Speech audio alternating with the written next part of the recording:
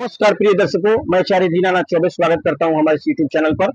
और आज मैं एक विशेष उपाय लेकर आया हूं जो 5 जून 2025 गुरुवार गंगा दशहरा की अवसर पर माता पिता या बच्चे शीघ्र विवाह के लिए बस यहां चढ़ा दें 10 पान के पत्ते।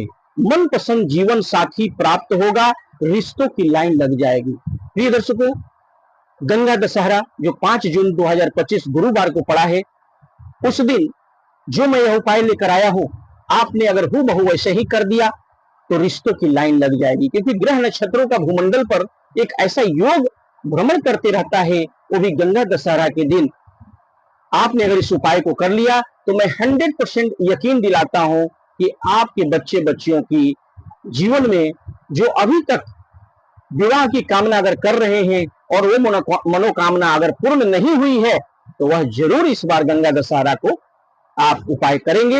एक दिन में ही फल प्राप्ति होगी, कुंडली के सारे दोष समाप्त होंगे और उनका शादी शीघ्र हो जाएगा।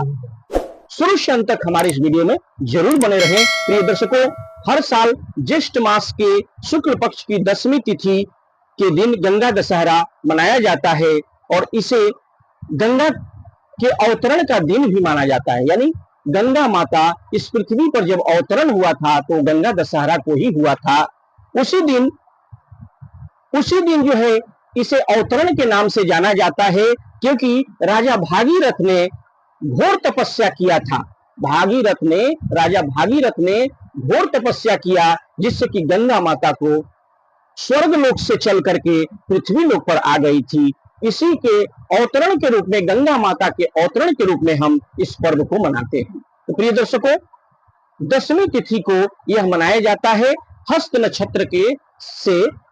इसका जो है हस्त नक्षत्र में ही इसका शुरुआत होता है, इसलिए हम इसे गंगा दशहरा के नाम से जानते हैं। तो प्रिय बंधुओं, शुरू से अंत तक हमारे इस वीडियो में बने रहें। गंगा दशहरा के दिन भागीरथ ने इसे जिस तरह से इस पृथ्वी पर लाए, इस शुभ समय पर, अवसर पर राजा भागीरथी के घोर तपस्या के द्वारा ही मां गंगा का अवतरण हुआ था। इसलिए इस मुख्य अवसर पर, तिथि पर किया हुआ उपाय कभी खाली नहीं जाता। तो प्रिय बंधुओं, करना क्या है? गंगा में स्नान करने का इस दिन बहुत बड़ा जो है इसका महत्व है। गंगा में स्नान करें और उसके साथ साथ में अगर आप घर में कर रहे हैं तो गंगा जल मिला करके एक बाल्टी ले लें, उसमें जल भर लें, नहाने वाला जो जल होता है, और 2-4 बूंद गंगा जल मिला करके तब लड़के लड़कियां जिनकी विवाह में बाधा आ रही है या माता पिता जिनके बच्चों की शादी में बाधा आ रही है, वो भी स्नान करके बच्चों का नाम गोत्र लेकर यह उपाय करेंगे और गंगा जल 2-4 बूंद मिला करके बाल्टी में स्नान कर लें। अगर गंगा स्नान कर सके, गंगा माता में जाकर के अगर गंगा नदी में स्नान कर सके, तब तो ये बहुत बड़ी बात है, तब तो आपको बहुत बड़ी कामयाबी मिलेगी। नहीं तो घर में भी 2-4 बूंद डाल करके बाल्टी में स्नान कर लें, इसका विशेष महत्व है। और उस दिन गंगा स्रोत का पाठ जरूर करें, गंगा चालीसा का पाठ भी करें। और ये सारी बातें करने के बाद आपको चला जाना है, यानी गंगे दशहरा वाला दिन सुबह सुबह इस उपाय को करना है, यानी 12 बजे से पहले तक इस उपाय को कर लें। ऐसे तो पूरा दिन ही मुहूर्त रहेगा, आप सुबह से लेकर शाम तक यह उपाय कर सकते हैं। और आपको अभिषेक की सारी सामग्रियां लेकर के चंदन, बेलपत्र और 10 पान के पत्ते, वो सारी मैं बताने वाला हूं, लेकिन शुरू से अंत तक हमारे इस वीडियो में बने रहें। अगर चैनल पर नए हैं तो हमारे इस चैनल को सब्सक्राइब अवश्य करें और बेल आइकन को पर सेट कर लें, ज्यादा से ज्यादा लोगों से शेयर करें। प्रिय बंधुओं, अब चलते हैं उपाय की तरफ।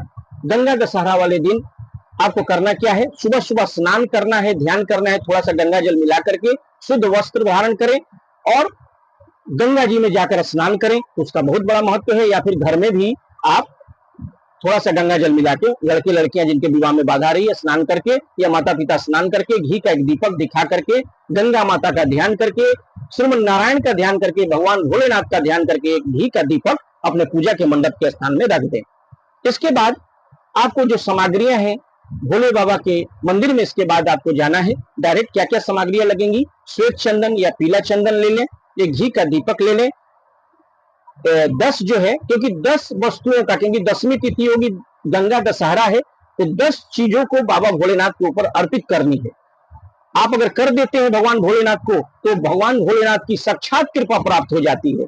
तो 10 पान के पत्ते लेंगे, 10 बेलपत्र लेंगे पीला चंदन लेंगे, एक घी का दीपक लेंगे और एक लोटा जल आप तिल डाल करके और मीठा डाल करके लेकर के सारी वस्तुएं चले जाएं और शिव मंदिर में जाकर के जैसे प्रवेश करेंगे ओम नमः शिवाय का जाप करते हुए, हर हर महादेव का जाप करते हुए एक लोटा जल सर्वप्रथम शिवलिंग पर अर्पित करें और एक घी का दीपक दिखा करके भगवान भोलेनाथ के शिवलिंग के पास में रख दें।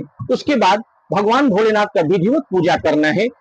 आपको क्या करना है, श्वेत चंदन या पीला चंदन से त्रिपुंड बनाना है, उनके ऊपर जो है आप धतुरा फूल की माला पहना सकते हैं, उसके साथ गंगा जल से जो है स्नान कराएं, विधिवत जो है अभिषेक करना है बाबा भोलेनाथ का और बेलपत्र आप त्रिपुंड बना दें पीला चंदन से या श्वेत चंदन से। फिर ओम नमः शिवाय का जाप करते हुए चंदन लगा करके, पीला चंदन लगा के लड़के लड़कियां अपने विवाह की कामना करके या माता पिता बच्चों के नाम गोत्र लेकर के एक एक बेलपत्र ओम नमः शिवाय करके 10 बेलपत्र आपको शिवलिंग पर चंदन लगा करके आपको शिवलिंग पर चढ़ा देना है। फिर उसके बाद जो 10 पान के पत्ते लेके गए हैं, याद रखें, उस पर लिखना है शीघ्र विवाह या शुभ विवाह, फिर नाम और उम्र लिख करके 10 पत्ते जो चिकना वाला भाग होता है उस पर लिखना है। किससे लिखेंगे, तो माचिस की तिल्ली का जो उसके बारूद वाले भाग को तोड़ लेंगे और रुई लपेट देंगे और कलम बना करके, यानी सलाई की तिल्ली का कलम बना के सफेद चंदन या पीला चंदन से लिखेंगे शुभ विवाह, नाम, उम्र। 10 पत्तों पर लिख करके चिकना वाला भाग एक ही साथ एक एक करके जो है ओम नमः शिवाय करके या एक साथ भी आप 10 पत्तों को भी एक बार शिवलिंग पर अर्पित कर दें और अपनी मनोकामनाओं का चिंतन करके माता पिता या बच्चे कोई भी इस उपाय को कर सकते हैं और वहीं बैठ करके ओम नमः शिवाय का जाप करें या गंगा चालीसा का पाठ करें या गंगा स्रोत का पाठ करें या ओम नमः शिवाय कुछ अगर ना आता हो तो ओम नमः शिवाय हर हर महादेव कहते हुए यह आपको जाप करनी है। एक माला हर हर महादेव या ओम नमः शिवाय का जाप जरूर करें। बाबा भोलेनाथ की कृपा से जो बड़े से बड़े जो मांगलिक दोष होंगे, ग्रहण दोष होंगे, काल सर्प दोष होंगे, गुरु चंडाल दोष होंगे, बंधन दोष होगा, वह जल्द से जल्द समाप्त होगा और बच्चों का शीघ्र अतिशीघ्र विवाह हो जाएगा। जो काल सर्प दोष होगा वो भी समाप्त होगा और जो भी आपकी मनोकामना होगी, धन ऐश्वर्य जो भी आप चाहेंगे, क्योंकि 10 चीजों का महत्व है।